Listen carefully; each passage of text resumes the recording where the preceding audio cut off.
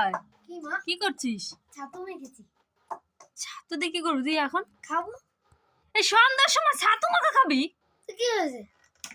তাও এত খানি? কেন আমাদের ছোটবেলা তো ছাতুর স্কুলে এর থেকেও মানে এরকম সাইজের দিত।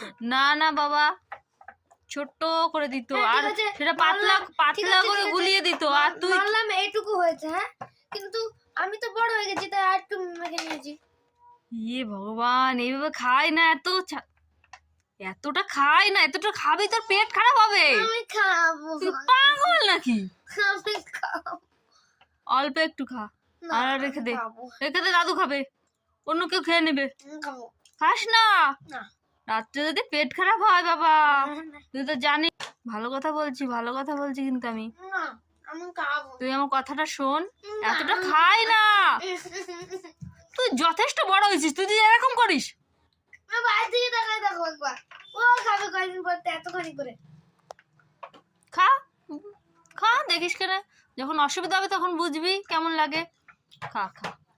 আমার ছেলে এতটা ছাতু যদি ও খায়, ওর যদি রাত্রে অসুবিধা হয়, কে নিয়ে যাবে বলো? একে তো ওর বাবা বাড়িতে থাকে না, তারপরে আমি থাকি ওর মামা বাড়িতে, তারপরে যদি এইরকম করে, এত বড় হয়েছে, যথেষ্ট বড় হয়েছে, ওর নিজের টুকুন যদি নিজে না বোঝে।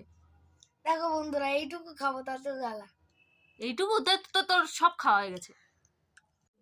তুই এখন যথেষ্ট বড় হয়েছিস বাবা, নিজের শরীরের চিন্তা যদি তুই না করিস তাহলে কি করে হবে? তোর ছোট একটা ভাই আছে জানিস তো। এদিকে তাকা, এদিকে তাকা, এদিকে তাকিয়ে কথা বল। হ্যালো বন্ধুরা, ঠিক আছে? কেমন আছো?